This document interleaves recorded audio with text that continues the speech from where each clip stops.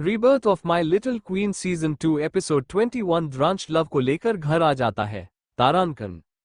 पूरे विला में सिर्फ वे दोनों थे, बाहर गार्ड्स मौजूद थे। द्रांश कमरे का दरवाजा बंद करता है और लव को बेड पर बिठाकर उसकी ओर बढ़ता है। द्रांश लव के दोनों हाथ पकड़कर बेड पर दबाते हुए गुस्से में पूछता है, तारांकन, क्या कर रही थी तुम वहां? तारांकन। लव उसे देखते हुए जवाब देती है, तारांकन, मैं तो कुछ भी नहीं कर रही थी। तारांकन। द्रांश नाराज होकर उसकी कलाई और कसकर पकड़ लेता है, फिर उसके गालों को हल्के से दबाते हुए कहता है, तारांकन, मैंने जो पूछा है उसका जवाब दो। वहां क्या कर रही थी? और तुम्हारी हिम्मत कैसे हुई किसी गैर मर्द को फोन करने की? मेरा फोन बंद था, या तुम्हारे फोन में बैलेंस खत्म हो गया था जो मुझे कॉल नहीं कर सकी? तारांकन। उसकी आवाज में जलन साफ झलक रही थी। लव उसकी ओर देखती है और धीरे से कहती है, तारांकन, मैं तो बस जेठ जी से थोड़ी बातें कर रही थी। तारांकन। ये सुनते ही द्रांश का गुस्सा और बढ़ जाता है। वो उसे और करीब खींचते हुए कहता है, तारांकन, तो अब हम भी बातें करेंगे? नहीं, अब हमारे शरीर एक दूसरे से बातें करेंगे। तारांकन। लव उसे घूरते हुए गुस्से में बोलती है, तारांकन, क्या सच में तुम मुझे घर सिर्फ ये सब करने के लिए लाए हो? ये सब तो हम वहां भी कर सकते थे, वहां तुम्हारा पर्सनल रूम भी था। खैर, छोड़ो ये सब। मैंने तुम्हें एक हफ्ते का वक्त दिया था, लेकिन अब तक कोई गुड न्यूज नहीं मिली। कहीं ऐसा तो नहीं कि? तारांकन। वो अचानक चुप हो जाती है और द्रांश की ओर देखने लगती है। द्रांश भौहें चढ़ाकर पूछता है, तारांकन, क्या क्या कहना चाहती हो? तारांकन। लव तुरंत बात बदलने की कोशिश करती है, तारांकन, नहीं, रहने दो, तुम सुन नहीं पाओगे। तारांकन। द्रांश चिढ़कर कहता है, तारांकन, मैंने कहा, बोलो। तारांकन। लव उसे देखते हुए धीमे से कहती है, तारांकन, ठीक है, सुनो, मिस्टर द्रांश रंधावा, तुम मानो या ना मानो, लेकिन मुझे लगता है कि तुम्हारी उम्र हो चुकी है। तुम जल्द ही 32 के हो जाओगे। शायद तुम अब। तारांकन। वो हिचकिचाती है, फिर हल्की मुस्कान के साथ कहती है, तारांकन, शायद तुम अपनी डैडी बनने की क्षमता खो चुके हो। यही वजह है कि इतनी कोशिशों के बाद भी कुछ नहीं हो पाया। तारांकन। ये सुनते ही कमरे में सन्नाटा छा जाता है। द्रांश की आंखों में गुस्सा साफ झलकता है। वो दांत भींचते हुए लव को और मजबूती से पकड़ लेता है और उसकी गर्दन के करीब आकर कहता है, तारांकन, क्या कहा तुमने? मैं बूढ़ा हो गया हूं और कुछ कर नहीं सकता? तारांकन। फिर वह गुस्से में कहता है, तारांकन, 24 घंटे में से 8 घंटे तुम मेरे साथ बिस्तर पर होती हो, फिर भी तुम में ऐसा कहने की हिम्मत कैसे हुई? तारांकन। लव उसके सीने पर हल्के से हाथ फेरते हुए शांति से कहती है, तारांकन, मैं ऐसा कहना नहीं चाहती थी, लेकिन ये सच है। वैसे भी अब हमें हॉस्पिटल जाकर डॉक्टर से कोई और ऑप्शन पूछना चाहिए। मैं तुम्हारे स्पर्म को ही यूज कर लूंगी। तारांकन। उसकी बात सुनकर द्रांश का ईगो हट हो जाता है। किसी भी मर्द के लिए ऐसी बात सुनना मुश्किल होता है। द्रांश गुस्से से उसकी कलाई और कसकर पकड़ लेता है और गालों को दबाते हुए कहता है, तारांकन, तुमने मेरी मर्दानगी पर सवाल उठाया। ये तुमने अच्छा नहीं किया। तारांकन।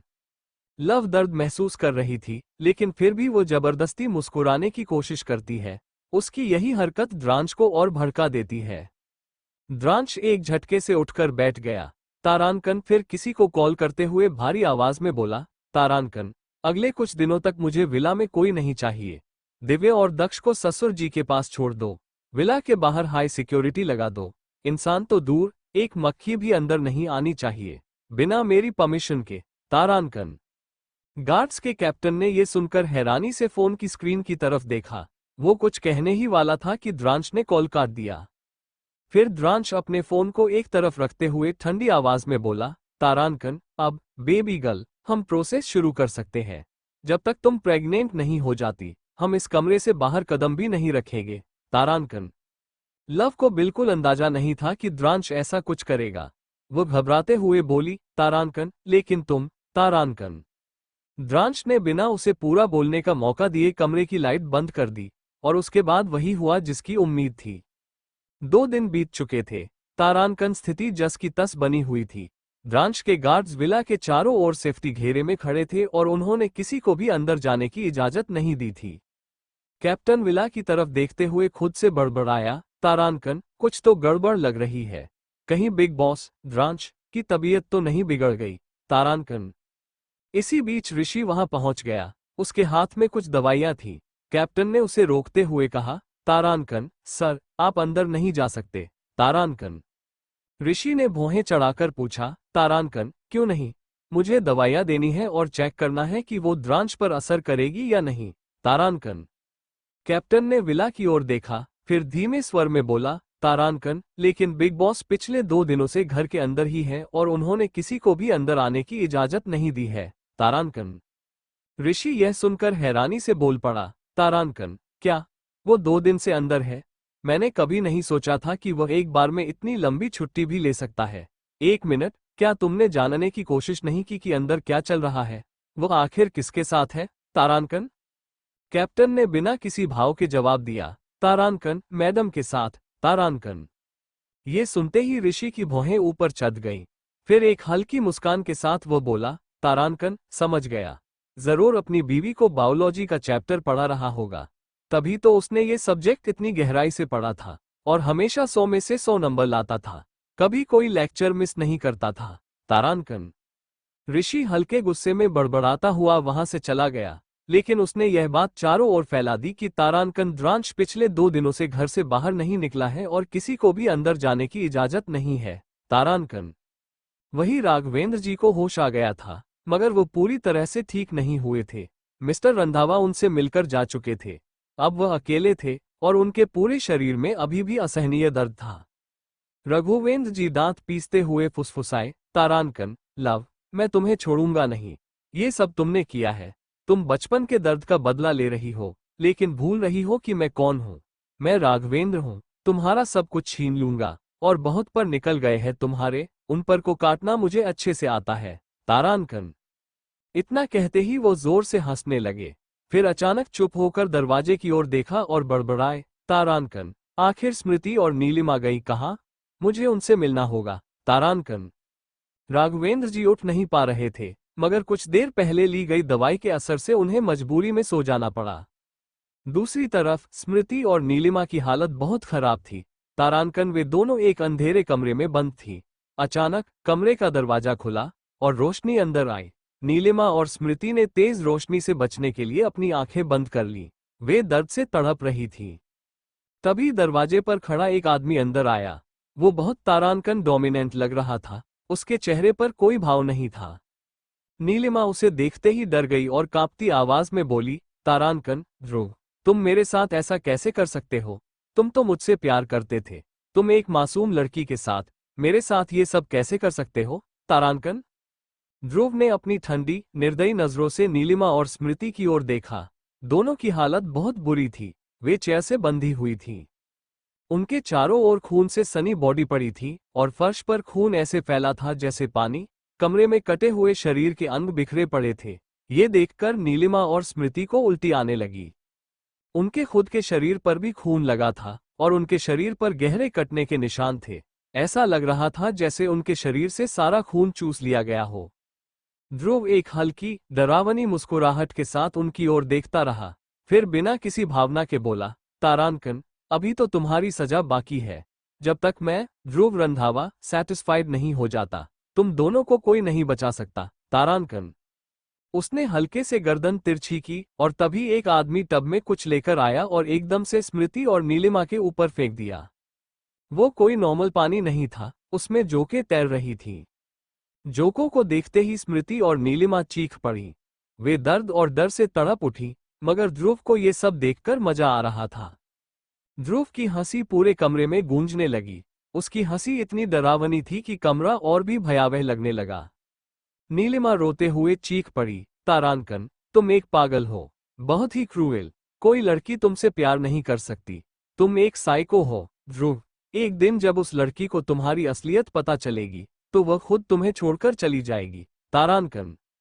ये सुनते ही ध्रुव की आंखों में गुस्से की आग भड़क उठी। उसने अपने एक आदमी की तरफ इशारा किया और अगले ही पल उस आदमी ने नीलिमा के गाल पर जोरदार थप्पड़ जड़ दिया। ध्रुव ठंडी आवाज में फुसफुसाया, तारानकन, तुम्हें अपनी चिंता करनी चाहिए।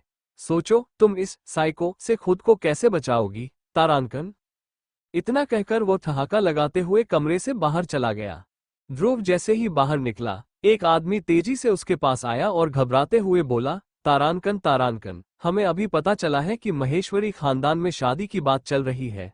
लड़के वाले आए हुए हैं और उस खानदान में सिर्फ एक ही लड़की है, मिस स्वाति महेश्वरी। तारानकन। ये सुनते ही ध्रुव की आंखों में एक अलग ही पागलपन झलकने लगा। गुस्से में उसने अपने हाथ से एक झटके में सामने रखी चीजें पटक दी, फिर बिना कुछ कहे अपनी कार की तरफ बढ़ा और खुद ही ड्राइव करके महेश्वरी मैंशन की ओर निकल पड़ा। महेश्वरी मैंशन के बाहर तारानकन ध्रुव जैसे ही मैंशन पहुंचा, उसने देखा कि कई गाड़ियां बाहर खड़ी थीं।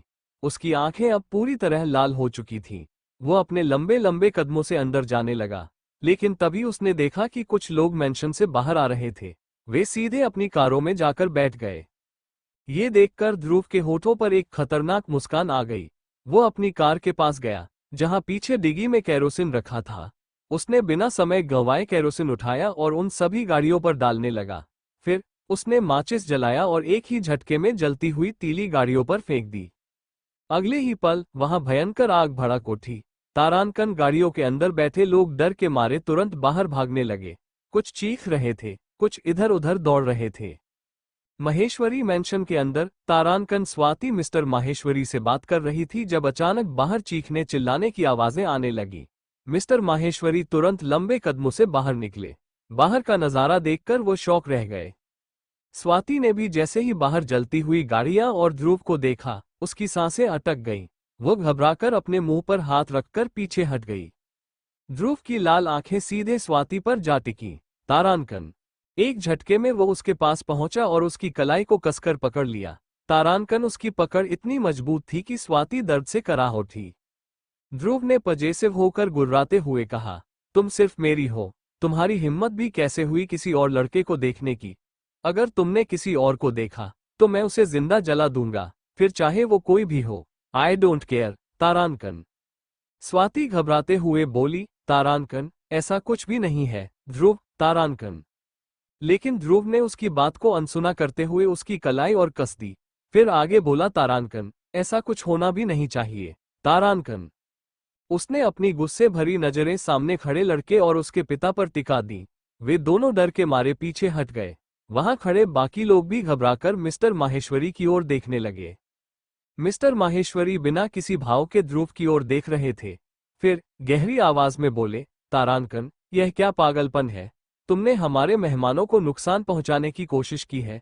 यह मेरे बर्दाश्त से बाहर है। तारानकन। ध्रुव एक कदम आगे बढ़ते हुए ठंडी आवाज में फुसफुसाया, तारानकन, अगर आपने इसकी शादी किसी और से करने की हिम्मत की तो मैं पूरे महेश्वरी मैंशन को आग लगा दूंगा। तारानकन। फिर एक पल रुककर उसने जोर से चिल्लाते हुए कहा, तारानकन, अगर स्वाति मेरी नहीं हो सकती तो मैं उसे किसी और का भी नहीं होने दूंगा। अगर इसकी शादी मुझसे नहीं हुई तो कोई और भी इससे शादी नहीं कर सकता। तारानकन। मिस्टर माहेश्वरी गुस्से से चिल्लाते हुए बोले, तारानकन, शट अप ध्रुव। तारानकन। लेकिन इससे पहले कि वो आगे कुछ कहते, स्वाति जल्दी से ध्रुव के सामने आ गई और रोते हुए बोली, तारानकन, आप ये क्या कर रहे हैं? आप फिर से गुस्सा कर रहे हैं, वह भी बेवजह। तारानकन। मगर ध्रुव अब पूरी तरह पागल हो चुका था। तारानकन वो ऊपर देखने लगा। जैसे ही ध्रुव ने ऊपर देखा, 3 हेलीकॉप्टर महेश्वरी मैंशन के ऊपर चक्कर लगा रहे थे। उसने तिरछी मुस्कान के साथ मिस्टर माहेश्वरी की तरफ देखा और धीमी मगर खतरनाक आवाज में कहा, तारानकन, मिस्टर माहेश्वरी, आपके पास सिर्फ 2 ऑप्शन है। या तो अपने खानदान को जलते हुए देखें या फिर अभी और इसी वक्त मेरी शादी स्वाति से कराएं। अब मैं और इंतजार नहीं कर सकता। स्वाति के दिल की धड़कन तेज हो गई। वही हेलीकॉप्टर से लोग नीचे केरोसिन डालना शुरू कर चुके थे। स्वाति के तो होश उड़ गए थे। ध्रुव अजीब तरीके से मुस्कुराते हुए खड़ा था। मिस्टर माहेश्वरी के चेहरे पर अभी भी कोई भाव नहीं था। ध्रुव के पागलपन को देखकर स्वाति डर गई थी, लेकिन मिस्टर माहेश्वरी के चेहरे पर कोई भाव नहीं था। मिसेज माहेश्वरी भी बाहर आ चुकी थी और अमन भी वहीं मौजूद था। सभी लोग ध्रुव को देख रहे थे। मेहमानों में से एक हैंडसम लड़के ने मिस्टर माहेश्वरी से पूछा, अंकल, यह आदमी कौन है? क्या ये पागल हो गया है? इसने हमारे कार में आग लगा दी। मिस्टर माहेश्वरी ने लड़के की तरफ बिल्कुल नहीं देखा और ध्रुव की तरफ इशारा करते हुए बोले, क्या तुम्हें लगता है कि मैं स्वाति की शादी तुम्हारे साथ कर दूंगा? ध्रुव न तो डरता है और न ही झिझकता है। वो मिस्टर माहेश्वरी की आंखों में आंखें डालकर कहता है, अगर आप उसकी शादी मुझसे नहीं करेंगे तो मैं उसे प्रेग्नेंट कर दूंगा, फिर देखता हूं आप क्या करेंगे। मिस्टर माहेश्वरी ने स्वाति का हाथ पकड़कर उसे अपनी ओर खींचते हुए कड़क आवाज में कहा, अगर तुम ऐसा कर भी दोगे तो माहेश्वरी खानदान अपने वारिस का ध्यान बहुत अच्छे से रखेगा।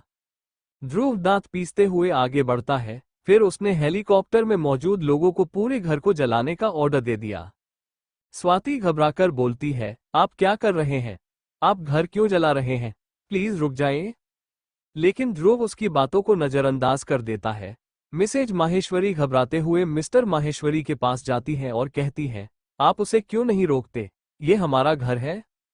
मिस्टर माहेश्वरी शांत स्वर में कहते हैं, हम दूसरे घर में शिफ्ट हो जाएंगे।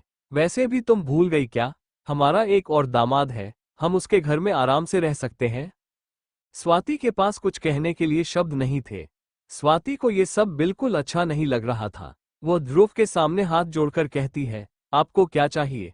प्लीज बताइए और यहाँ से चले जाइए। आप इस तरह से अंकल का घर नहीं जला सकते हैं। आपने कहा था कि आप अपने गुस्से को कंट्रोल में रखेंगे, लेकिन अब आप अपने गुस्से में दूसरों का घर जला रहे हैं। ध्रुव बिना किसी भाव से अपने हाथ आगे करते हुए बोला, मेरा हाथ थाम लो, मैं ये सब बंद कर दूंगा। और शायद तुम भूल चुकी हो मैंने क्या कहा था। मैंने कहा था कि मेरा हाथ थाम लो, मैं खुद को बदलने की पूरी कोशिश करूंगा। मैं एक दिन में खुद को नहीं बदल सकता, पर मैं धीरे धीरे कोशिश कर सकता हूं। मैं अपने गुस्से को एकदम से शांत नहीं कर सकता, क्योंकि यह बीमारी मुझे बचपन से है। पर अगर तुम मेरी जिंदगी में शामिल होती हो तो मैं इस बीमारी को जड़ से खत्म करने की कोशिश करूंगा। उसके लिए चाहे मुझे कुछ भी करना पड़े। मुझे तुम किसी भी हालत में अपनी जिंदगी में चाहिए। अगर तुम प्यार से नहीं आओगी तो मैं जबरदस्ती से तुम्हें अपनी जिंदगी में ले आऊंगा। उसके बाद अगर तुम्हें मुझसे नफरत भी हो जाएगी तो मैं उस नफरत को भी बर्दाश्त करने को तैयार हूं। शादी के बाद अगर तुम मेरे चेहरे को नहीं देखना चाहती तो मैं मास्क पहन लूंगा। अगर तुम मुझे ऊपर से नीचे तक नहीं देखना चाहती तो मैं खुद को छुपा लूंगा, लेकिन शादी तो तुमसे ही करूंगा। ध्रुव की बातें सुनकर स्वारी के ही नहीं बल्कि मिसेज माहेश्वरी के भी सिर के तार हिल रहे थे। ध्रुव की बातें सुनकर स्वाति और मिसेज माहेश्वरी दोनों चौंक गए। अमन ने हैरान होकर कहा, क्या तुम पागल हो? ये क्या बकवास कर रहे हो? क्या तुम स्वाति को समझा रहे हैं या उसे धमका रहे हैं? ध्रुव ने स्वाति की ओर देखा और कहा, मुझे प्यार से बात करना नहीं आता और न ही मुझे किसी की परवाह करना आता है। लेकिन अगर तुम मुझे सिखाओगी तो मैं सब कुछ सीख लूंगा। मुझे बाकी लड़कों की तरह प्यारी बातें करना नहीं आता, लेकिन मैं ये भी सीख लूंगा। अगर हमारी लड़ाई होती है तो मैं तुम्हें मनाने जरूर आऊंगा, लेकिन कभी सॉरी नहीं कहूंगा, क्योंकि मैंने आज तक कभी किसी को सॉरी नहीं कहा और न कहूंगा। जब तक मैं जिंदा रहूंगा कोई तुम्हारी तरफ बुरी नजर नहीं डाल पाएगा। अगर डालेगा तो वो उसका आखिरी दिन होगा। मैं यह नहीं कहूंगा कि मैं तुम्हें चांद तारे तोड़कर लाकर दूंगा, और नहीं मैं कहीं का राजा हूं, लेकिन मैं वादा करता हूं मैं तुम्हें रानी की तरह रख सकता हूं। ध्रुव की बातें एक आशिक की तरह नहीं थी, बल्कि वे थोड़ी अजीब थी।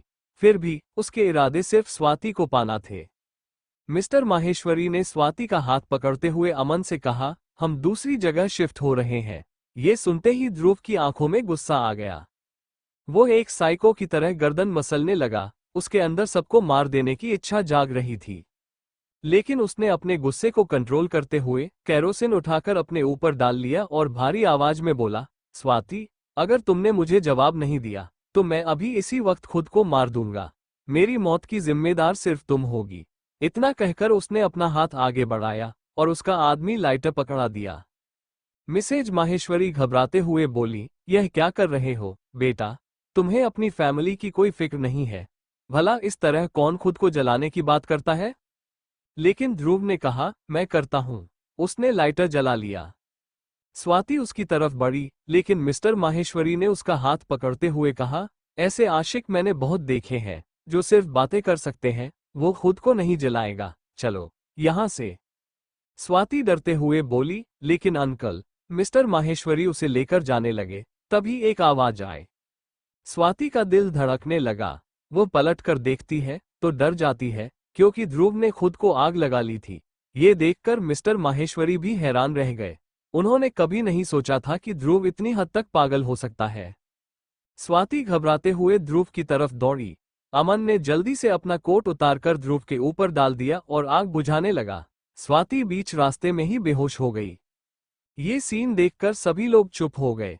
कुछ देर बाद कार का काफिला अस्पताल की ओर बढ़ा। द्रांश और लव अपने कमरे में थे। लव द्रांश के सीने पर सिर रखकर सो रही थी, जबकि द्रांश उसके बालों में हाथ फेरते हुए बिना किसी भाव के सीलिंग की तरफ देख रहा था। तभी उसका फोन बजने लगा। द्रांश पहले तो फोन को नजरअंदाज करता है, लेकिन जब दोबारा फोन बजता है तो वह अपना हाथ बढ़ाकर फोन उठाने की कोशिश करता है, लेकिन फोन जमीन पर गिर जाता है। इसके बाद द्रांश ने फोन उठाने की कोशिश नहीं की। ठीक 5 मिनट बाद कपिल जल्दी से विला के अंदर आता है और दरवाजे को पीटते हुए कहता है, बिग बॉस, बहुत बड़ी प्रॉब्लम हो गई है। बिग बॉस, ध्रुव सर ने खुद को आग लगा ली है। द्रांश ये सुनते ही चौंक जाता है। उसकी आंखों में गुस्सा आ जाता है। वो एक झटके से बैठ गया था। लव भी हैरान होकर कहती है, व्हाट? वे दोनों जल्दी से अपने कपड़े पहनते हैं और हॉस्पिटल के लिए निकल जाते हैं। द्रांश और लव जब हॉस्पिटल पहुंचे, उस समय ध्रुव का इलाज इमरजेंसी रूम में चल रहा था। वार्ड के बाहर स्वाति, मिस्टर माहेश्वरी, मिसेज माहेश्वरी और अमन मौजूद थे।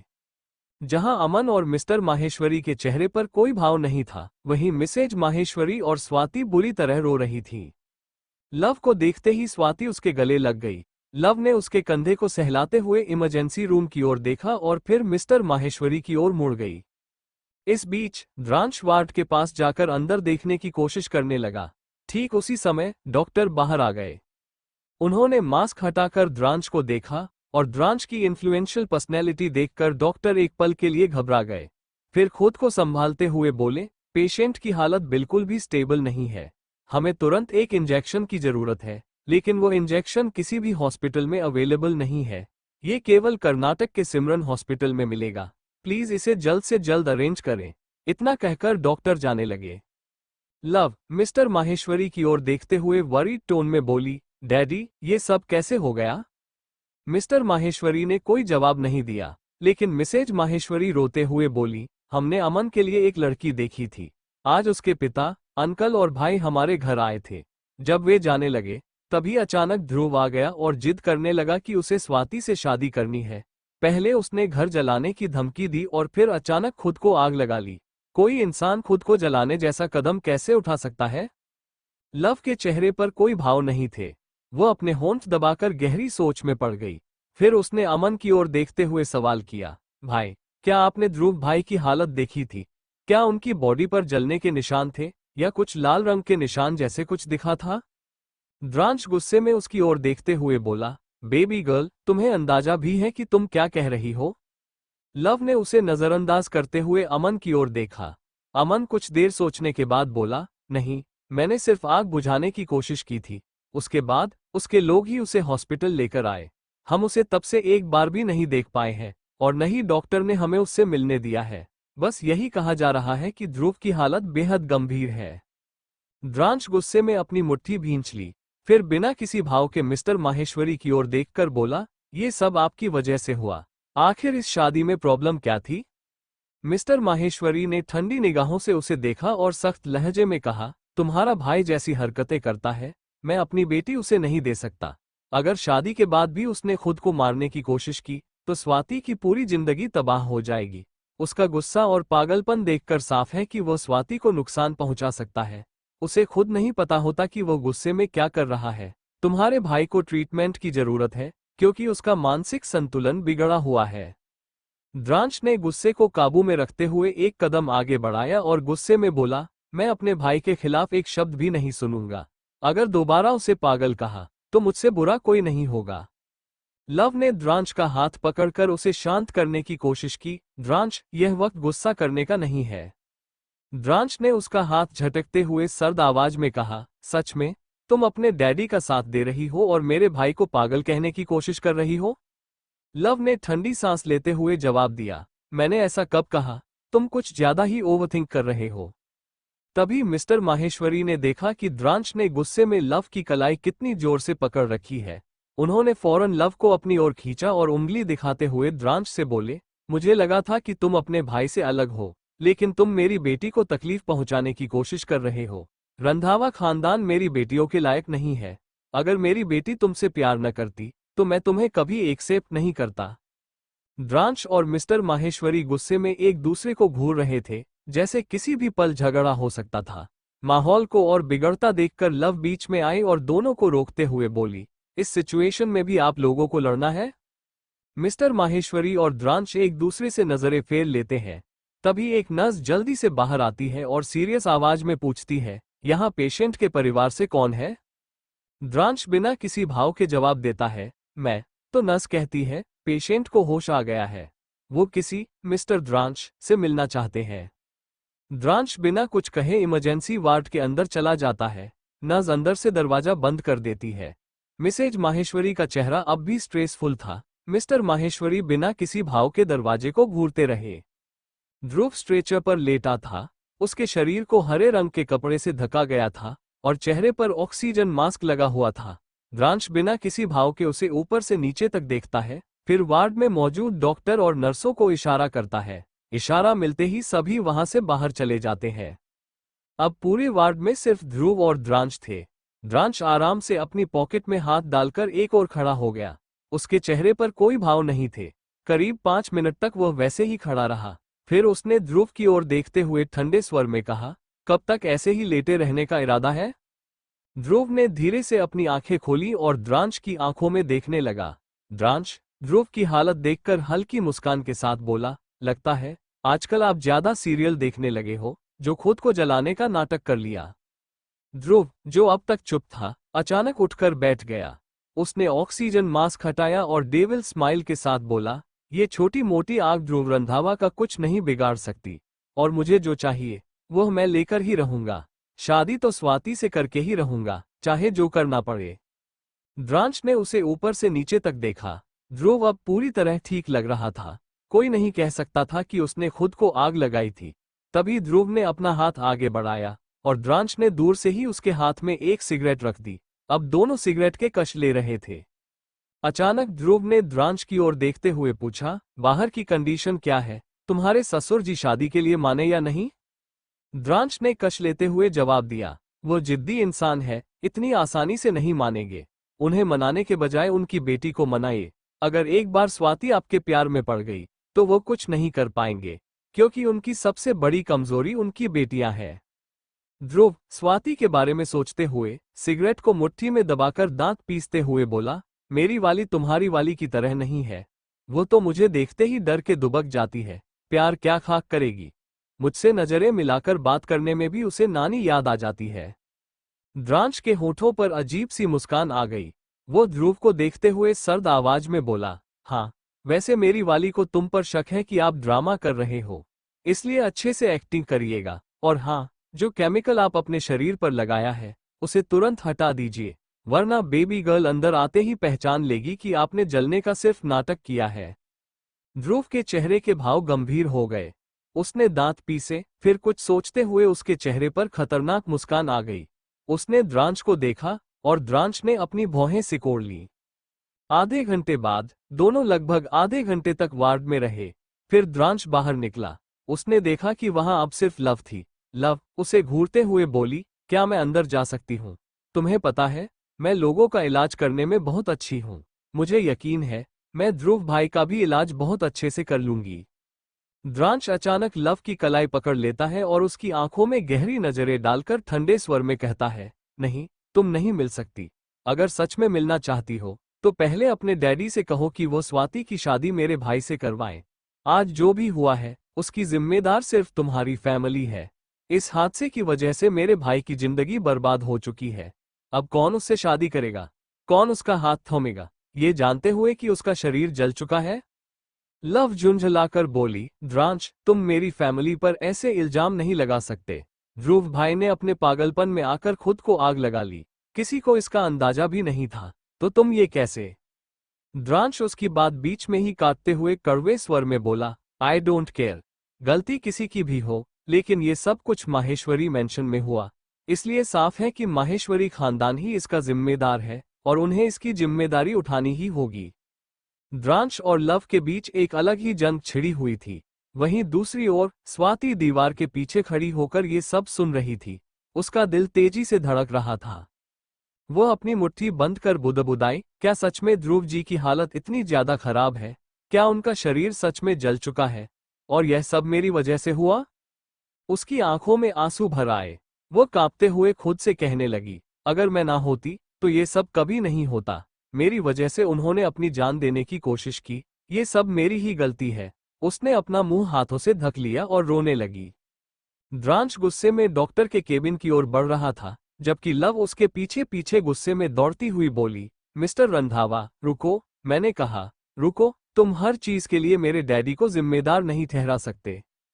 लेकिन द्रांश रुका नहीं। लव गुस्से में उसके पीछे है और वहीं दूसरी ओर स्वाति ने अपने आंसू पोंछे और धीरे धीरे ध्रुव के वार्ड की ओर बढ़ गई। स्वाति जब ध्रुव के पास पहुंची तो उसे देखकर उसकी आंखें भर आईं। ध्रुव बेहोश लेटा था, उसका शरीर ढका हुआ था, लेकिन चेहरे के कुछ हिस्सों पर सफेद दवा लगी हुई थी। स्वाति ने कांपते हाथों से उसके बालों को छूने की कोशिश की, लेकिन फिर अचानक अपने हाथ पीछे खींच लिए और रो पड़ी। उसकी आवाज कांप रही थी। उसने धीरे से कहा, आपने ऐसा क्यों किया ध्रुव जी? खुद को जलाने का क्या मतलब था? आपको क्यों लगता है कि मुझसे शादी करके आप खुश रहेंगे? वो रोते रोते आगे कहने लगी, मुझसे शादी करके आपको कुछ नहीं मिलेगा सिवाय परेशानी के। मैं बस एक मुसीबत हूँ, जिसकी भी जिंदगी में जाऊंगी उसकी मुश्किलें बढ़ जाएंगी। आप मुझे भूल जाए। इस दुनिया में हजारों लड़कियां हैं जो आपके लायक हैं, आपके स्टेटस से मेल खाती हैं। उसकी आवाज और भारी हो गई। स्वाति ध्रुव को देखते हुए आगे कहती है, मैं एक ऐसे परिवार से आती हूँ जो पूरी तरह बर्बाद हो चुका है। दीक्षित परिवार पर कई इल्जाम लगे हैं। मेरा पूरा खानदान जेल में है। क्या आप सच में ऐसी क्रिमिनल बैकग्राउंड वाली लड़की से शादी करना चाहते हैं? अगर फ्यूचर में लोग आपसे सवाल करेंगे तो क्या आप जवाब दे पाएंगे कि आपकी बीवी क्यों एक क्रिमिनल बैकग्राउंड से है? स्वाति की आंखों से आंसू गिरते रहे और ध्रुव अब भी बेहोश पड़ा था। कमरे में सिर्फ उसकी धीमी सिसकियां गूंज रही थीं। ध्रुव की आंखें बंद थीं, उसकी एक्टिंग स्किल्स कमाल की थीं। वो बिल्कुल ऐसे रिएक्ट कर रहा था जैसे सच में बेहोश हो। स्वाति कुछ और कहने वाली थी, तभी अचानक एक डॉक्टर अंदर आ गई। डॉक्टर ने स्वाति को देख घबराकर कहा, देखिए, पेशेंट को टच मत करिए, उन्हें इन्फेक्शन हो सकता है। प्लीज थोड़ा सा दूर रहिए। ऊपर से पेशेंट के इमोशंस बहुत अनस्टेबल हैं। कुछ ऐसा मत कहिए जिससे उनके इमोशंस में उतार चढ़ाव हो, वरना उनकी जान को खतरा हो सकता है। स्वाति यह सुनकर और भी ज्यादा घबराई और जल्दी से 2 कदम पीछे हट गई। फिर डॉक्टर को देखती हुई बोली, आई एम सॉरी, मुझे नहीं पता था। स्वाति ध्रुव की हालत देख नहीं पा रही थी, इसलिए वह एकदम से पलटी और बिना कुछ कहे भागते हुए बाहर निकल गई। मिस्टर माहेश्वरी इस वक्त हॉस्पिटल के बाहर थे और कार के पास खड़े थे। मिसेज माहेश्वरी उन्हें समझाते हुए बोली, आपने द्रांश को एक मौका दिया था ना, तो आप ध्रुव को भी एक मौका देकर देखिए। वैसे भी यह स्वाति की जिंदगी है। यह फैसला उसका और उसके परिवार का होगा कि उसे किससे शादी करनी है। हम कौन होते हैं बीच में बोलने वाले? मिस्टर माहेश्वरी हाथ दिखाते हुए सर्द आवाज में बोले, मुझे आगे कुछ नहीं सुनना है। मैं यहां देख लूंगा, तुम घर जाओ। मिसेज माहेश्वरी कुछ और कहना चाहती थी, मगर मिस्टर माहेश्वरी बिना भाव के अमन को ऑर्डर देते हुए बोले, अपनी मां को घर लेकर जाओ। इतना कहकर वह हॉस्पिटल के अंदर चले गए और अमन ने मिसेज माहेश्वरी को लेकर जाने की कोशिश की। मिस्टर माहेश्वरी ध्रुव के वार्ड में नहीं गए, बल्कि वो डॉक्टर के केबिन की ओर बढ़ रहे थे। इसी बीच द्रांश डॉक्टर से बात करने के बाद केबिन से बाहर आ ही रहा था और लव ने उसे पलटते हुए बिना भाव से बोला, सच सच बताओ, ध्रुव भाई नाटक कर रहे हैं ना, ताकि स्वाति से शादी कर सकें? द्रांश ने उसे इग्नोर किया और जाने लगा, लेकिन लव फिर से उसके सामने आ गई। द्रांश गुस्से में आकर लव के कमर को पकड़ते हुए उसे दीवार से सटाते हुए बोला, तुम्हें क्या लगता है मेरा भाई नाटक कर रहा है? लव ने कॉन्फिडेंस के साथ जवाब दिया, हाँ, मुझे तो यही लगता है। वो एक शिकारी की तरह स्वाति का शिकार करना चाहते हैं, ताकि ध्रुव भाई को सब कुछ मिल जाए और उन्हें मेहनत भी न करनी पड़े। द्रांश का चेहरा एक पल के लिए और भी सीरियस हो गया। वो लव की बातों को सुनकर खामोशी से उसे घूर रहा था और लव भी उसे घूर रही थी। लव द्रांश की आंखों में देखते हुए कुछ कहने वाली थी कि उसे महसूस हुआ द्रांश उसके कुछ ज्यादा ही करीब है। दोनों की गर्म सांसें आपस में टकरा रही थी, ऊपर से ठंड का मौसम था। लव नाराज होकर बोली, दूर हटो, पास क्यों आ रहे हो? क्या तुम भूल गए जिस माहेश्वरी परिवार ने तुम्हारे भाई को नुकसान पहुंचाया है, मैं भी उसी परिवार से हूं। द्रांश उसके होठों को किस करके बेशर्मी से बोलता है, तुम्हें तो मैं बेड पर इसकी सजा दूंगा। वो लव के सेंसिटिव पार्ट को टच करता है उसके होठों लगातार लव के ये लॉब को छूते हुए लिप्स को छू रहे थे, लेकिन उसका हाथ लव की कपड़ को सहला रहा था। लव ने देखा आसपास कोई नहीं था। वो घुटनों को ऊपर करके द्रांश के पैरों के बीच मारने वाली थी कि द्रांश डेविल स्माइल करके लव के हाथ को जबरदस्ती पकड़कर पैंट पर रखते हुए बोला, अंडरस्को, नो नो बेबी गर्ल, इतनी प्रेशियस चीज को तुम होम नहीं कर सकती, वरना न तो मैं इसे अफोर्ड कर पाऊंगा और न तुम हमारा बेबी अफोर्ड कर पाओगी। लव उसे गुस्से में देख रही थी। वो अपना हाथ छुड़ा नहीं पा रही थी। द्रांश लव को लेकर घर आ चुका था। उसने लव को ध्रुव से बिल्कुल भी मिलने नहीं दिया। द्रांश रूम में आते ही लव को घूरने लगता है। लव गुस्से में बोलती है, तुम क्या कर रहे हो? द्रांश उसे देखते हुए बोलता है, बेबी गर्ल, जब तक मेरे भाई की शादी नहीं हो जाती तब तक तुम ससुर जी से नहीं मिलोगी और ना ही उनसे बात करोगी। ये सुनते ही लव गुस्से से बोली, द्रांश, तुम यह सही नहीं कर रहे हो। ऐसा नहीं है कि मैं नहीं चाहती कि स्वाति की शादी न हो, लेकिन उसमें स्वाति की मर्जी होनी चाहिए। ये सुनते ही द्रांश लव की तरफ बढ़ने लगता है। लव धीरे धीरे पीछे हटने लगती है। द्रांश अचानक उसकी कलाई पकड़कर उसे अपने करीब खींचता है और उसकी गर्दन पर हाथ रख देता है। लव हैरानी से बोलती है, क्या कर रहे हो? मगर द्रांश उसके मंगलसूत्र को पकड़कर उसकी तरफ इशारा करते हुए बोलता है, बेबी गर्ल, तुम्हें याद है जब हमारी शादी हुई थी?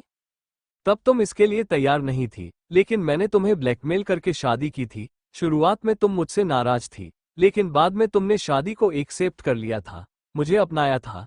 फिर धीरे धीरे तुमने मुझे पसंद करना शुरू कर दिया था, मेरे साथ बेड शेयर किया, हमने सुहागरात भी मनाई और फिर कुछ समय बाद तुमने मुझे खुद प्रपोज किया था। इसलिए स्वाति और ध्रुव के मामले में भी ऐसा ही हो सकता है। लव उसे समझाते हुए बोली, हो सकता है, लेकिन अभी तक हुआ नहीं है। हम दोनों की सिचुएशन अलग थी। हम एक दूसरे को नहीं जानते थे, लेकिन स्वाति और ध्रुव अलग है। ना तो स्वाति मेरी तरह है और ना ही ध्रुव तुम्हारी तरह। द्रांश लव के होठों पर किस करते हुए बोला, क्या तुम भूल गई हॉस्पिटल जाने से पहले हम क्या कर रहे थे? चलो उसे कंटिन्यू करते हैं। वैसे भी यह उनकी जिंदगी है, वे खुद ही देख लेंगे, लेकिन मुझे तुम्हारी जरूरत है। अचानक टॉपिक बदल चुका था। द्रांश का मूड अलग ही लेवल पर पहुंच चुका था। लव गुस्से में थी। उसने द्रांश के कंधे पर मुक्का मारते हुए खुद को छुड़ाने की कोशिश की और चिल्लाई, छोड़ो मुझे, मुझे तुम्हारे साथ कुछ नहीं करना अभी। तुम और तुम्हारा भाई मेरी बहन को फंसा रहे हो और तुम मुझसे ऐसी उम्मीद कर रहे हो, छोड़ो मुझे। मगर द्रांश उसे उठाकर बेड पर ले आता है। लव गुस्से में उसे जोरदार मुक्का मारती है, मगर द्रांश को कोई फर्क नहीं पड़ता। वो उसकी दोनों कलाई पकड़कर डेविल स्माइल देते हुए बोला, भले ही तुम में जितनी भी ताकत हो, लेकिन तुम एक लड़की हो, मुझे जीत नहीं सकती। लव गुस्से में बोली, तुम्हारे कहने का मतलब क्या है? क्या मैं कमजोर हूं और तुमसे लड़ नहीं सकती? द्रांश कुछ नहीं बोलता। वो उसे जबरदस्ती किस करने लगता है। लव खुद को छुड़ाने की कोशिश करती है, लेकिन द्रांश इस बार पूरी तरह से उसे काबू में कर चुका था। उसने अपने पैरों से लव के पैरों को भी कंट्रोल में ले लिया था। दूसरी तरफ स्वाति हॉस्पिटल के गार्डन में थी। वो गहरी सोच में डूबी हुई थी और सामने ही देखे जा रही थी। तभी उसने कुछ दूरी पर एक लड़के और लड़की को आपस में लड़ते हुए देखा। लड़का गुस्से में चिल्लाया, तुमने मेरी पूरी जिंदगी बर्बाद कर दी है। सिर्फ तुम्हारी वजह से मुझे कोई एक्सेप्ट नहीं कर रहा है, यहां तक कि मेरी फैमिली भी नहीं। लड़की गुस्से में उंगली दिखाते हुए बोली, देखो, मैंने कहा ना, मैं तुमसे शादी नहीं कर सकती। मेरे परिवार ने मेरी शादी कहीं और तय कर दी है। ऊपर से उस एक्सीडेंट के बाद तुम्हारा एक हाथ ठीक से काम नहीं करता, तुम्हारे शरीर पर डरावने निशान है। मैं कभी भी ऐसे इंसान से शादी नहीं करूंगी। लड़का रोते हुए बोला, लेकिन मैं तुमसे बहुत प्यार करता हूं। तुम मेरे साथ ऐसा कैसे कर सकती हो? ये सिर्फ एक एक्सीडेंट था। क्या तुम्हारा प्यार इतना कमजोर था कि मेरे शरीर पर कुछ निशान आने से खत्म हो गया? वो लड़की वहां से जाते हुए बोली, मुझे कोई भी बात नहीं करनी है और प्लीज दोबारा मुझसे बात करने की कोशिश मत करना। इतना कहकर वह जाने लगी। वहीं वो लड़का उसके सामने गिड़गिड़ाते हुए उसे रुकने की भीख मांग रहा था। उसने लड़की के पैर पकड़ लिए, मगर लड़की ने उसे खुद से दूर किया और चली गई। ज्यादा दबाव के कारण लड़के की चोट से खून बहने लगा। स्वाति यह सब देखकर घबरा गई। उसने कसकर अपनी आंखें बंद कर ली। उसके सामने बार बार ध्रुव का चेहरा आ रहा था। फिर उसकी आंखों के सामने वो सीन घूमने लगा जब ध्रुव आग में जल रहा था। स्वाति को ऐसा महसूस हुआ जैसे ध्रुव उस पर चिल्ला रहा हो, स्वाति, मेरी यह हालत सिर्फ तुम्हारी वजह से है। मैं सिर्फ तुमसे शादी करना चाहता था। मैंने तुमसे वादा किया था कि मैं अपने गुस्से को काबू में रखूंगा। तुम्हारे लिए मैंने खुद को बदलने की कोशिश की थी, लेकिन कोई इंसान एकदम से खुद को कैसे बदल सकता है? मैं बचपन से ऐसा हूं। तुम ही बताओ, कौन मेरे जले हुए शरीर के साथ शादी करेगा? मेरी इस हालत के लिए सिर्फ तुम जिम्मेदार हो। तुमने मेरी जिंदगी बर्बाद कर दी है। स्वाति अपने कानों पर हाथ रखते हुए जोर से चिल्लाई, नहीं, मैंने कुछ भी नहीं किया। प्लीज मुझ पर इल्जाम मत लगाओ। इतना कहकर वो रोने लगी। अचानक उसे अपने कंधे पर किसी का हाथ महसूस हुआ। वो डरते हुए देखने लगी तो सामने अमन था। अमन को देखते ही स्वाति ने जल्दी से अपने आंसू पोंछे और इधर उधर देखने लगी। वो किसी तरह खुद को शांत करने की कोशिश कर रही थी। अमन ने उसके सिर पर हाथ फेरते हुए उसके बगल में बैठकर शांत आवाज में कहा, तुम सारी गलती खुद पर क्यों डाल रही हो स्वाति? स्वाति उसकी बात सुनकर उसकी तरफ देखने लगी, मगर उसकी आंखें अब भी लाल थीं। अमन उसके सिर को सहलाते हुए मुस्कुराया और बोला, ध्रुव तुमसे शादी करना चाहता था, मगर जरूरी तो नहीं कि तुम भी वही चाहो। तुम्हें पूरा हक है मना करने का, क्योंकि यह तुम्हारी जिंदगी है। तुमने उसे अपने ऊपर अधिकार जताने से मना कर दिया था, मगर उसने खुद को जलाया। यह उसका खुद का फैसला था। तुमने उसे ऐसा करने के लिए नहीं कहा था, ना ही उसे धोखा दिया। तुमने तो उससे कोई वादा भी नहीं किया था, तो फिर तुम खुद को दोष क्यों दे रही हो? स्वाति बहुत देर से खुद को गुनहगार मान रही थी, लेकिन अमन पहला इंसान था जो इस बारे में उससे खुलकर बात कर रहा था। स्वाति हेजिटेशन भरी आवाज में बोली, लेकिन उसने मेरे कारण ही तो खुद को जलाया था, इसका जिम्मे। उससे पहले कि वह अपनी बात पूरी कर पाती, अमन ने उसे शांत करते हुए कहा, नहीं, इसकी जिम्मेदार तुम नहीं हो। तुम तब जिम्मेदार होती जब तुमने उससे प्यार का झूठा भरोसा दिलाया होता या उसे खुद को मारने के लिए उकसाया होता। पर तुमने ऐसा कुछ भी नहीं किया। इस दुनिया में कई तरह के लोग होते हैं। कुछ लोग वही चाहते हैं जो उन्हें चाहिए, और अगर उन्हें वो चीज नहीं मिलती तो वे पागलों जैसी हरकतें करने लगते हैं, जैसे ध्रुव ने की। तुम क्या सोचती हो, हॉस्पिटल से डिस्चार्ज होने के बाद वो घर बैठ जाएगा? कभी नहीं। आज उसने खुद को आग लगाई है, कल वो खुद को गोली मारने की कोशिश करेगा या किसी बिल्डिंग से कूदने का सोचेगा, और यह सब सिर्फ तुम्हें पाने के लिए करेगा। तुम चाहे इस दुनिया के किसी भी कोने में छिप जाओ, लेकिन ध्रुव जैसे लोग तुम्हें ढूंढ ही लेंगे। वे तुम्हें चैन से जीने नहीं देंगे। एक दिन आएगा जब उसका पागलपन उस पर पूरी तरह हावी हो जाएगा और वह तुम्हें किडनैप करके टॉर्चर करेगा। तब तुम्हारे पास सिवाय दर्द के और कुछ नहीं बचेगा। ये सुनते ही स्वाति के सामने वह सीन तैरने लगा जब ध्रुव ने उसे टॉर्चर किया था। उसकी पकड़ अपने दुपट्टे पर कस गई। वो समझ नहीं पा रही थी कि क्या करे। तभी अमन की आंखों में एक अजीब सी चमक आई। वो स्वाति को गले लगाते हुए चालाकी से बोला, लेकिन एक तरीका है इस पागलपन से बचने का। स्वाति जल्दी से बोली, क्या तरीका? अमन मुस्कुराया और धीरे से बोला, इससे पहले कि उसका पागलपन और बढ़े और वह तुम्हें नुकसान पहुंचाने की कोशिश करे, उससे पहले ही तुम उसे अपने कंट्रोल में कर लो। अगर तुमने उसे कंट्रोल कर लिया तो यकीन मानो, ऐसा कोई दिन नहीं होगा जब वह तुम्हारी पूजा न करे, बल्कि वो हर सुबह और हर शाम बस तुम्हारा नाम लेगा। स्वाति को कुछ समझ नहीं आया। वो अमन को उलझन भरी नजरों से देखने लगी। तब अमन ने साफ साफ शब्दों में समझाया, स्वाति, मैं ध्रुव को कंट्रोल में करने की बात कर रहा हूँ। ध्रुव जैसे गुस्सैल और जुनूनी इंसान को गुस्से से नहीं, बल्कि प्यार से संभाला जा सकता है। अगर तुमने एक बार उसे प्यार दिखाया तो वह खुद ब खुद तुम्हारे काबू में आ जाएगा। अमन आगे बोला, अब से तुम्हें उसके सामने कमजोर नहीं पड़ना है, नहीं उस पर गुस्सा करना है। जितना तुम गुस्सा करोगी उतना ही वो भड़कता जाएगा। तुम्हें बस उसके सामने मुस्कुराना है, उससे प्यार से पेश आना है। चलो, मैं तुम्हें डिटेल में समझाता हूँ।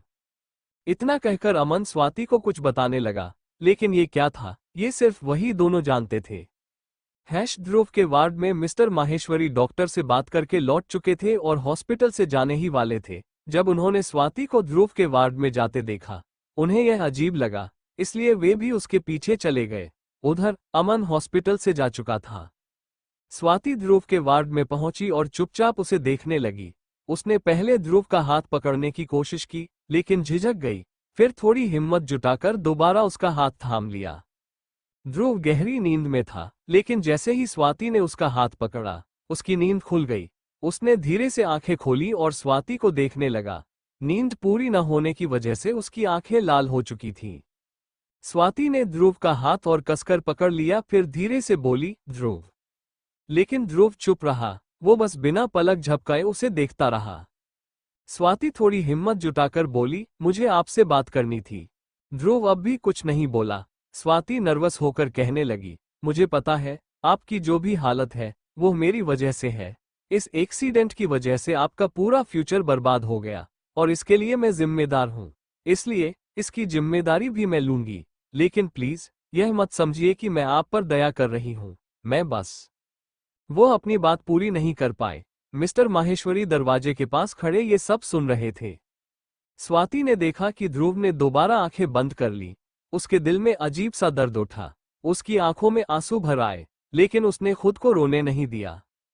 फिर उसने बहुत हिम्मत जुटाकर कहा, ध्रुव, मैं आपसे शादी करने के लिए तैयार हूं। मिस्टर माहेश्वरी शॉक रह गए। ध्रुव भी चौंक गया। उसने हैरानी से स्वाति की ओर देखा, लेकिन इस बार स्वाति बिना डरे दोबारा काव्य बोली, मैं आपसे शादी करने के लिए तैयार हूं। आपको जब भी मुझसे शादी करनी हो बस बता दीजिए। ध्रुव की आंखों में अजीब सी शैतानी चमक थी। उसे उम्मीद नहीं थी कि स्वाति इतनी जल्दी मान जाएगी। रंधावा परिवार को पता चलता है। दूसरी तरफ मिसेज रंधावा, जो ध्रुव के एक्सीडेंट के बारे में जानने हॉस्पिटल आई थी, ये खबर सुनकर शॉक रह गई। उनके हाथ से फोन गिरकर जमीन पर गिर पड़ा। कुछ देर बाद उधर लव अपने कमरे में बैठी लैपटॉप पर तेजी से टाइप कर रही थी। वहीं द्रांश अपनी फाइल में कुछ पढ़ रहा था। तभी लव का फोन बजा। लव बिना देखे ही कॉल रिसीव करके बोली, हेलो। लेकिन दूसरी तरफ से जो बात कही गई उसे सुनकर लव शॉक रह गई। वह अचानक खड़ी हो गई और जोर से चिल्लाए, क्या कहा तुमने? शादी? Are you serious? फिर वो गुस्से में अपनी कमर पर हाथ रखकर द्रांश को घूरने लगी, जो अब भी शांत होकर फाइल पढ़ रहा था। गुस्से में तमतमाती लव फोन को बेड पर रखते हुए द्रांश की तरफ बढ़ी, लेकिन द्रांश ने कोई रिस्पॉन्स नहीं दिया। वो बस अपनी जगह से खड़ा हुआ और चुपचाप कमरे से बाहर निकल गया। लव उसके पीछे पीछे भागते हुए बोली, अरे रुको, कहाँ भाग रहे हो? आखिर तुमने और तुम्हारे भाई ने ऐसा क्या किया कि स्वाति इतनी जल्दी शादी के लिए मान गई? द्रांश बाहर जा चुका था। लव भी बाहर आ गई। अचानक लव को चक्कर आता है और वो बेहोश होकर जमीन पर गिर गई। बेबी गर्ल लव बेड पर बेहोश पड़ी थी। अभी तक उसे होश नहीं आया था। ऋषि थोड़ा घबराया हुआ था, जबकि द्रांश लव के बगल में बैठा हुआ था। द्रांश की कठोर नजरें ऋषि के हाथों पर जमी थीं, जिससे वो लव की कलाई पकड़कर उसकी हालत जांच रहा था। द्रांश ने दांत पीसते हुए कहा, कितनी देर से तुमने उसका हाथ पकड़ा हुआ है? क्या तुम्हें अब तक कुछ पता नहीं चला? जल्दी से उसका हाथ छोड़ो। कहीं तुम उसका फायदा उठाने की कोशिश तो नहीं कर रहे? ऋषि झटके से लव का हाथ छोड़ते हुए गुस्से में बोला, एक तो तुम मुझे डराते जा रहे हो और ऊपर से ठीक से चेकअप भी नहीं करने दे रहे। अब बताओ, मैं उसका इलाज करूं या नहीं? मेरी जगह कोई और डॉक्टर होता तो कब का भाग चुका होता, और तुम कह रहे हो कि मैं कितनी देर से उसका हाथ पकड़े हुआ हूं। मिस्टर द्रांश रंधावा, अभी सिर्फ 2 सेकंड हुए हैं। आखिर 2 सेकंड में मैं क्या जांच कर सकता हूं? कम से कम 30 सेकंड तक तो उसकी नब्ज चेक करनी होगी। द्रांश बिना भाव के बोला, क्या तुम खुद को डॉक्टर कहते हो? ऋषि हाथ जोड़कर तंज भरे स्वर में बोला, नहीं, मैं डॉक्टर नहीं हूं, मैं तो तुम्हारा नौकर हूं। द्रांश ने गुस्से से उसे घूरा तो ऋषि डरते हुए बोला, ठीक है, कम से कम 20 सेकंड तक नब्ज चेक करने दो, वरना कोई लेडी डॉक्टर बुला लो। लेकिन द्रांश को यह बिल्कुल पसंद नहीं था कि कोई अनजान आसान, खासकर कोई और डॉक्टर, उसके घर आए। उसने गुस्से से ऋषि को घूरा तो ऋषि ने मजबूरी में लव की कलाई पकड़कर उसकी जांच शुरू की। जब वो लव की आंखों को चेक करने के लिए थोड़ा और झुका तो अचानक द्रांश ने अपनी गन निकालकर उसके माथे पर तान दी और गुस्से में बोला, ये तुम क्या करने की कोशिश कर रहे हो? क्या इसी कारण मुझे रूम से बाहर भेजना चाहते थे? तुम्हारी नीयत बिल्कुल ठीक नहीं लग रही। द्रांश की ऐसी बातों से ऋषि का पेशेंस जवाब दे गया। उसने गुस्से में अपना बैग उठाया और बोला, जा रहा हूं मैं। जाओ, किसी और डॉक्टर को बुला लो जो बिना हाथ लगाए ही तुम्हारी बीवी का इलाज कर दे, या फिर उसे होश में लाकर बोल दो वो खुद का चेकअप कर लेगी। ऋषि दरवाजे की ओर बढ़ा ही था कि द्रांश ने एक एक शब्द पर जोर देते हुए कहा, अगर तुमने रूम से बाहर कदम रखा तो तुम्हारा वो पैर तुम्हारे शरीर से अलग कर दूंगा। द्रांश की धमकी सुनकर ऋषि ठिठक गया और उल्टे कदम लौट आया। उसने गुस्से से द्रांश को देखा और दोबारा लव का चेकअप करने लगा, जबकि द्रांश उसकी हर हरकत पर नजर रखे हुए था। कुछ देर बाद ऋषि इरिटेट होकर बोला, मुझे जिस चीज का शक है वो मैं नहीं बताऊंगा, जाकर हॉस्पिटल में लव का ब्लड टेस्ट करवा लो, खुद ही पता चल जाएगा कि उसे क्या हुआ है। द्रांश ने बिना कुछ कहे लव को अपनी गोद में उठाया और ऋषि को सर्द नजरों से देखते हुए बोला, तुम्हारा मेडिकल लाइसेंस कैंसिल करवाता हूं, किसी काम के नहीं हो तुम। इतना कहकर द्रांश लव को लेकर अस्पताल चला गया। वो उसी अस्पताल गया जहां इस वक्त ध्रुव, स्वाति और मिस्टर माहेश्वरी मौजूद थे। कुछ ही देर में डॉक्टरों ने लव का ब्लड सैंपल ले लिया। वहीं दूसरी तरफ स्वाति को अचानक चक्कर आ गया। मिस्टर माहेश्वरी उसके पास ही खड़े थे। नर्स ने स्वाति की हालत देखते हुए मिस्टर माहेश्वरी से कहा, मिस्टर माहेश्वरी, अगर मैडम का पूरा ब्लड टेस्ट हो जाए तो पता चल जाएगा कि इन्हें क्या प्रॉब्लम है। देखने में भी वो काफी कमजोर लग रही है। अगर हो सके तो फुल बॉडी चेकअप करवा लेना बेहतर होगा। मिस्टर माहेश्वरी ने सहमति में सिर हिलाते हुए कहा, ठीक है, लेकिन मुझे रिपोर्ट जल्द से जल्द चाहिए। नर्स ने डॉक्टर को बुलाया और स्वाति का पूरा चेकअप शुरू हो गया। डॉक्टर ने स्वाति का भी ब्लड सैंपल लिया और वहां से चले गए। ध्रुव इस समय अपने वार्ड में अकेला था। उसकी सेफ्टी को ध्यान में रखते हुए किसी को भी उसके वार्ड में आने की अनुमति नहीं दी गई थी। वह आराम से बैठा अपने फोन में कुछ कर रहा था कि तभी उसका फोन बजने लगा। ध्रुव ने कॉल रिसीव कर फोन कान से लगाया। दूसरी तरफ से किसी ने कुछ कहा, जिसे सुनकर ध्रुव के चेहरे पर एक रहस्यमयी मुस्कान आ गई। वो सख्त लहजे में बोला, जैसा मैंने कहा है वैसा ही करो, मुझे एक भी गलती नहीं चाहिए, वरना तुम सोच भी नहीं सकते कि ध्रुव रंधावा क्या कर सकता है। इतना कहकर उसने कॉल काट दिया और सामने दीवार को देखते हुए आंखें बंद कर ली। उसकी आंखों के सामने सिर्फ स्वाति का चेहरा था। अपनी उंगलियों को हिलाते हुए वह पागलपन भरी आवाज में बुदबुदाया, स्वाति, अब तो तुम मेरी सांसों में भी घुल चुकी हो। मेरे रग रग में बस तुम ही तुम हो। तुम्हें पाने के लिए मैं कोई भी हद पार कर जाऊंगा और तुम्हें अपना बनाकर ही रहूंगा। ये जमाना भी तुम्हें मेरा होने से नहीं रोक पाएगा। इतना कहते ही वो अजीब तरीके से हंसने लगा। इसी दौरान ध्रुव के आदमी राघवेंद्र के वार्ड के बाहर मौजूद थे। उनमें से एक ने दूसरे से कहा, सर ने जो ऑर्डर दिया है हमें बस वही करना है। दूसरे आदमी ने सिर हिलाकर सहमति जताई और दोनों डॉक्टर के केबिन की ओर बढ़ गए। डॉक्टर ने बिना परमिशन किसी को अंदर आते देखा तो गुस्से में बोला, कौन हो तुम लोग, क्या तुम्हें तमीज नहीं है? उन दोनों आदमियों ने तुरंत अपनी गन निकालकर डॉक्टर के माथे पर तान दी। पहले आदमी ने धमकी भरे लहजे में कहा, हमें तमीज सिखाने से पहले हमारी गन देख ले, क्योंकि इसे तमीज में रहना नहीं आता। अगर यह चल गई तो सारी अकड़ खत्म हो जाएगी। डॉक्टर घबराकर बोले, तुम लोग कौन हो और मुझसे क्या चाहते हो? मेरी तो किसी से कोई दुश्मनी भी नहीं है। दूसरा आदमी हंसते हुए बोला, ज्यादा कुछ नहीं चाहिए, बस राघवेंद्र का गलत तरीके से इलाज करना है। उसकी हालत इतनी खराब कर दो कि कोई भी डॉक्टर उसे बचा न सके। जब उसकी हालत नाजुक हो जाए तो उसे हॉस्पिटल से बाहर फेंक देना। डॉक्टर ने शौक होकर कहा, लेकिन मैं एक डॉक्टर हूं, ये सब कैसे कर सकता हूं? दोनों आदमी ठहाका मारकर हंस पड़े। उनमें से एक ने अपनी शर्ट से एक फाइल निकाली और डॉक्टर के सामने रखते हुए बोला, डॉक्टर, तू कितना साफ सुथरा है, यह इस फाइल में लिखा है। मानना पड़ेगा, तेरे जैसे लोग बहुत कम मिलते हैं। इतना ईमानदार कि एक ही दिन में 4 मरीज मारकर उनकी किडनी बेच देता है। डॉक्टर का चेहरा डर से सफेद पड़ गया। दोनों आदमियों ने एक साथ हंसते हुए कहा, अब बस वही करो जो हम कह रहे हैं। इसके बाद उन्होंने डॉक्टर से कुछ ऐसा कहा जिसे सुनकर वह हैरान रह गए। कुछ देर बाद वे तीनों वार्ड से बाहर आ गए। ठीक उसी समय मिस्टर रंधावा राघवेंद्र से मिलने पहुंचे। जब वार्ड में दोनों गुंडों ने उन्हें देखा तो घबरा गए। पहले आदमी ने डॉक्टर को धीरे से समझाया, हमारी नजरें तुम पर ही हैं, इसलिए कोई चालाकी मत करना। अगर हमें को पता चला कि तुमने अपना मुंह खोला या चालाकी करने की कोशिश की तो तुम्हारी तस्वीर पर जल्द ही हार चढ़ा होगा। धमकी देकर दोनों आदमी वहां से चले गए। डॉक्टर डरा हुआ वार्ड के अंदर पहुंचा और एक कोने में खड़ा हो गया, लेकिन उसने बहुत ही चालाकी से अपने हाथ में रखे कैमरे को एक फ्लावर वास के पीछे छुपा दिया। वहीं दूसरी तरफ द्रांश बेसब्री से रिपोर्ट का इंतजार कर रहा था। लव अभी भी बेहोश थी। उसकी हालत देखकर द्रांश की बेचैनी बढ़ने लगी। उसने प्यार से लव के माथे पर किस करते हुए कहा, baby girl, open your eyes. लेकिन जब लव ने कोई रिस्पॉन्स नहीं दिया तो द्रांश की चिंता और बढ़ गई। उसने लव की नाजुक उंगलियों को अपनी उंगलियों में फंसाकर उसकी हथेली को हल्के से चूम लिया। ठीक उसी वक्त नज अंदर आई और घबराते हुए बोली, सर, बस आधा घंटा और उसके बाद रिपोर्ट आ जाएगी। द्रांश कुछ नहीं बोला, लेकिन उसका सारा ध्यान लव पर ही था। आधा घंटा कब बीत गया उसे पता भी नहीं चला। कुछ देर बाद डॉक्टर ने नर्स को 2 रिपोर्ट सौंपी और सख्त लहजे में कहा, एक रिपोर्ट लेफ्ट वाले वार्ड में देनी है और दूसरी रिपोर्ट राइट वाले वार्ड में। ध्यान रहे, जो कहा है उसे ठीक से याद रखना।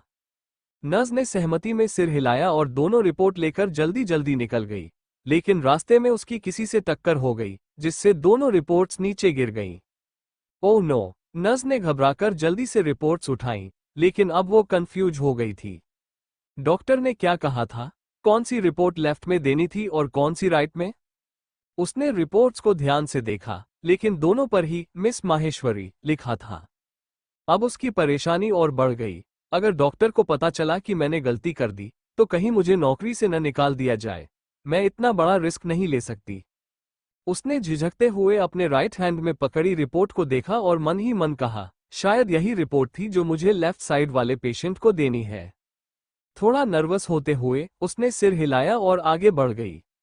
द्रांच के वार्ड में नर्स तेजी से द्रांच के वार्ड में पहुंची और घबराहट में रिपोर्ट टेबल पर रखते हुए बोली, सर, रिपोर्ट आ गई है। द्रांच ने बिना कुछ कहे रिपोर्ट उठाई और पढ़ने लगा, लेकिन जैसे ही उसने रिपोर्ट देखी, उसके चेहरे के भाव तेजी से बदल गए। मिस्टर माहेश्वरी के वार्ड में नर्स दूसरी रिपोर्ट लेकर मिस्टर माहेश्वरी के वार्ड में पहुंची। उस समय मिस्टर माहेश्वरी स्वाति के बालों को सहला रहे थे। नर्स ने उनके सामने रिपोर्ट रखते हुए कहा, सर, रिपोर्ट आ चुकी है। मिस्टर माहेश्वरी ने रिपोर्ट ले ली और नर्स को जाने का इशारा किया। नर्स वहां से चली गई, लेकिन जैसे ही मिस्टर माहेश्वरी ने रिपोर्ट खोली और पढ़ना शुरू किया, उनकी आंखें हैरानी से बड़ी हो गईं। उन्होंने जोर से रिपोर्ट को पकड़ा। जैसे ही वह आगे पढ़ते गए, उनके चेहरे का रंग बदलता गया। गुस्से में उन्होंने एक झटके में कुर्सी को जोरदार लात मारी और चिल्लाए, ऐसा कैसे हो सकता है? ये सच नहीं हो सकता।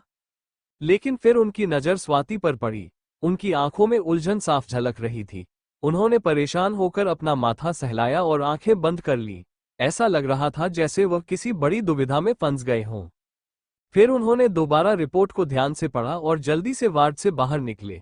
इधर उधर नजर घुमाते ही उन्हें वही नर्स दिखी। वो तेजी से नर्स के पास पहुंचे और गंभीर स्वर में बोले, ये रिपोर्ट गलत है।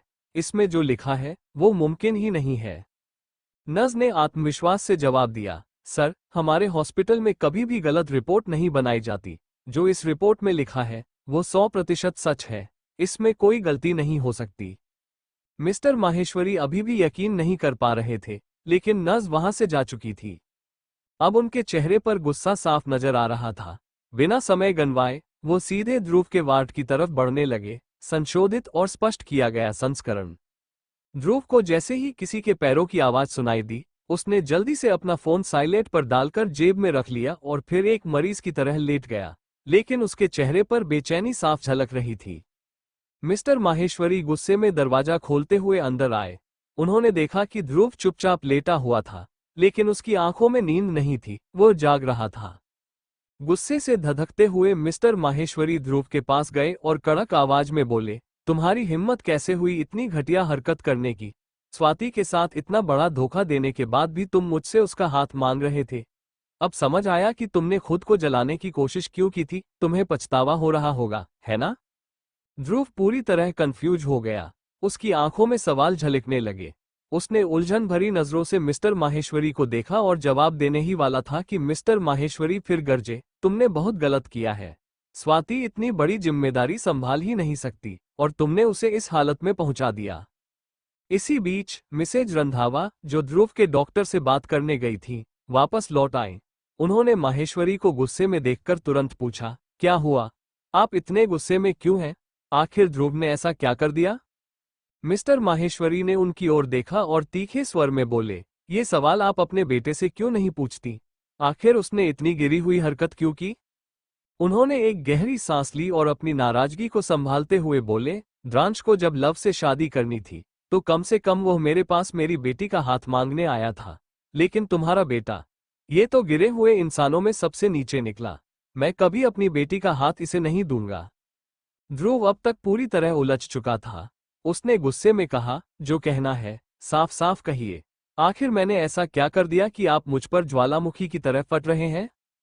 मिस्टर माहेश्वरी ने बिना कोई और शब्द गंवाए गुस्से में रिपोर्ट ध्रुव के चेहरे पर फेंक दी और गरजे, पढ़ो इसे। मिसेज रंधावा भी कंफ्यूज हो गईं। उन्होंने चिंतित स्वर में कहा, भाई साहब प्लीज बताइए, इसमें क्या लिखा है? लेकिन इससे पहले कि वो कुछ और कहती, मिस्टर माहेश्वरी दांत पीसते हुए बोले, तुम्हारे बेटे ने मेरी मासूम बेटी को इस कदर फंसा लिया है कि वह अब प्रेग्नेंट है। मिसेज रंधावा की आंखें हैरानी से बड़ी हो गईं। ध्रुव खुद भी सुन्न पड़ गया था। उसके दिमाग ने मानो काम करना बंद कर दिया था। मिस्टर माहेश्वरी ने गुस्से से आगे कहा, तुमने पूरी प्लानिंग कर रखी थी, है ना? अगर मैं इस रिश्ते से मना कर दूं, तो तुम उसे किसी और तरीके से मजबूर कर सको, लेकिन तुम्हें यह भी नहीं दिखा कि स्वाति अभी किस हालत में है। कम से कम उसके बारे में तो सोचा होता। ध्रुव अंदर से हिल गया था, उसका मन खाली हो चुका था। उसने रिपोर्ट की तरफ देखने की कोशिश की, लेकिन चूंकि वो घायल होने की एक्टिंग कर रहा था, इसलिए अपने हाथ नहीं उठा सका। उसने ठंडी आवाज में कहा, कोई गलतफहमी हुई होगी, ये सच नहीं हो सकता। मिस्टर माहेश्वरी गुस्से में ठहाका मारकर हंसे और बोले, अब यह मत कहना कि यह बच्चा तुम्हारा नहीं है, क्योंकि तुम शिद्दत से उसके पीछे पड़े थे। उसके आसपास किसी और को तो फटकने भी नहीं देते थे, और मेरी बेटी कोई ऐसी लड़की नहीं है जो किसी और के पीछे भागे। मिसेज रंधावा ने ध्रुव को घूरते हुए कहा, ध्रुव, तुमने ऐसा क्यों किया? क्या तुम्हें स्वाति का एक बार भी ख्याल नहीं आया? मुझे शर्म आती है कि तुम मेरे बेटे हो। तुमने शादी से पहले ही उसे प्रेग्नेंट कर दिया। सच सच बताओ, तुमने जबरदस्ती की थी क्या? इसलिए वो तुम्हें देखकर डर जाती है? ध्रुव पहली बार पूरी तरह चुप था। उसके पास कोई जवाब नहीं था। उसके दिमाग में एक ही ख्याल घूम रहा था, अगर मुझे पहले पता होता कि ऐसा कुछ होने वाला है, तो जब स्वाति मेरे पास थी तभी उसके साथ रात बिता लेता। द्रांश लव को वार्ड में छोड़कर कुछ देर के लिए ध्रुव के पास आ गया था। ध्रुव अभी भी पूरी तरह कंफ्यूज था जब द्रांश उसके वार्ड में दाखिल हुआ। द्रांश ने अपनी पॉकेट में हाथ डालते हुए बिना किसी भाव के ध्रुव को देखा, जो गहरी सोच में डूबा हुआ था। उसकी आंखों में उलझन थी। द्रांश ने अपनी भौहें चढ़ाते हुए पूछा, एनी प्रॉब्लम मिस्टर रंधावा? द्रांश की आवाज सुनते ही ध्रुव ने उसकी ओर देखा।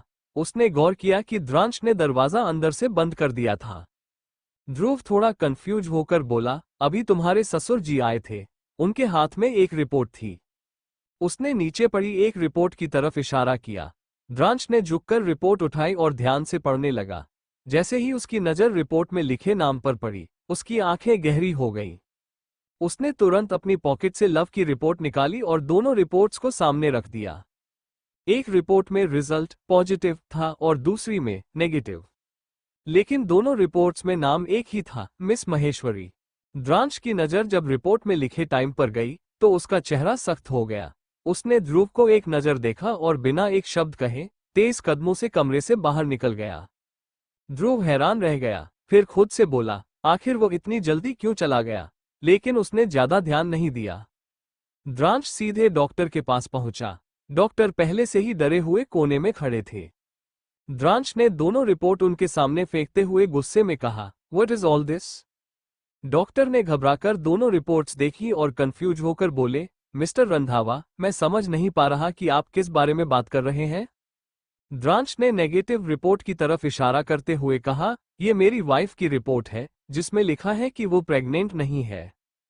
फिर उसने दूसरी रिपोर्ट की तरफ इशारा करते हुए भारी आवाज में कहा, और ये किसी और की रिपोर्ट है जिसमें रिजल्ट पॉजिटिव है, लेकिन नाम दोनों में एक ही, miss Maheshwari. How can this B?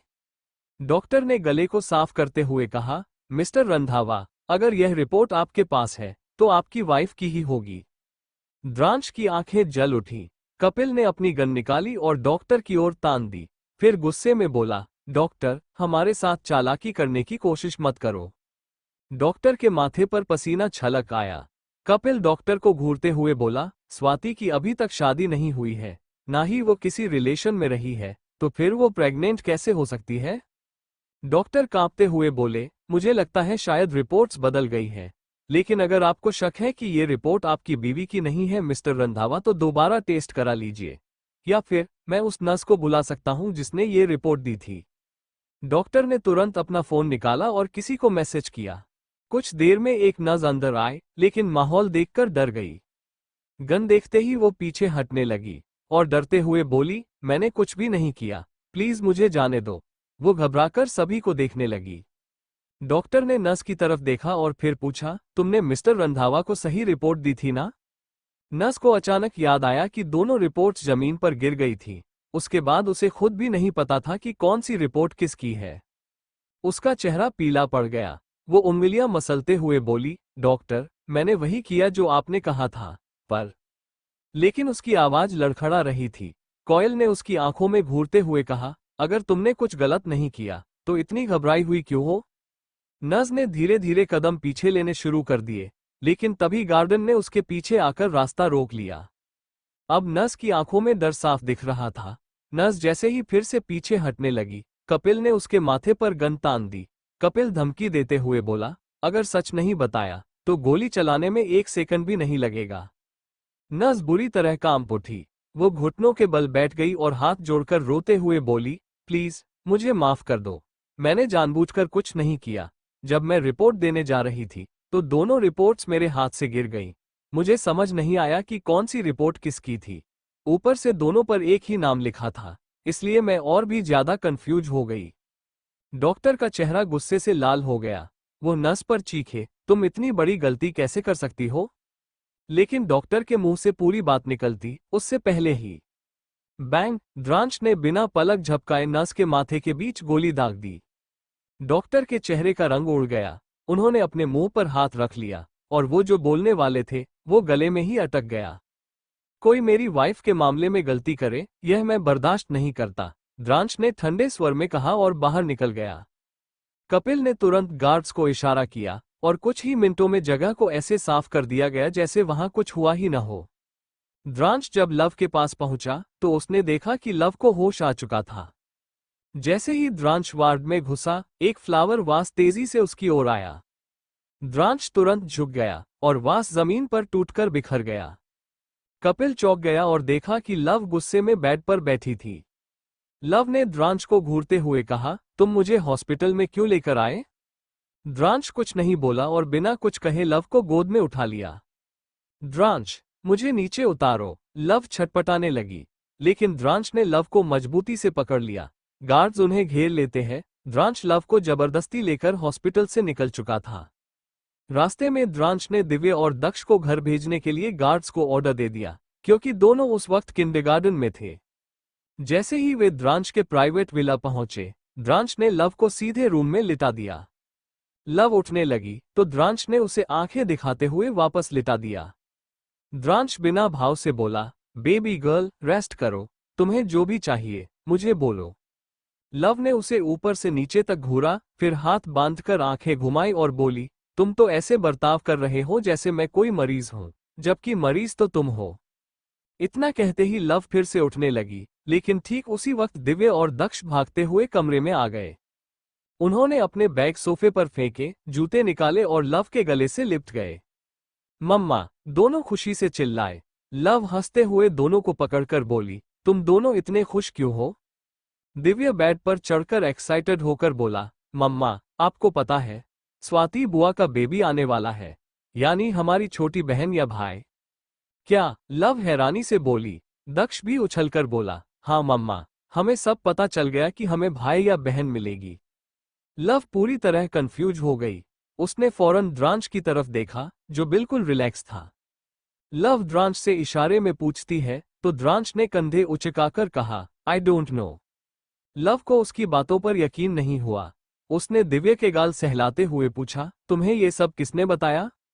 Divya ने कहा, नानी ने, जब वो हमें किंडरगार्टन लेने आई थी, लेकिन वो बिल्कुल भी खुश नहीं लग रही थी। ऐसा क्यों? लव गहरी सोच में पड़ गई। वो खुद से बड़बड़ाई, ये कैसे हो सकता है?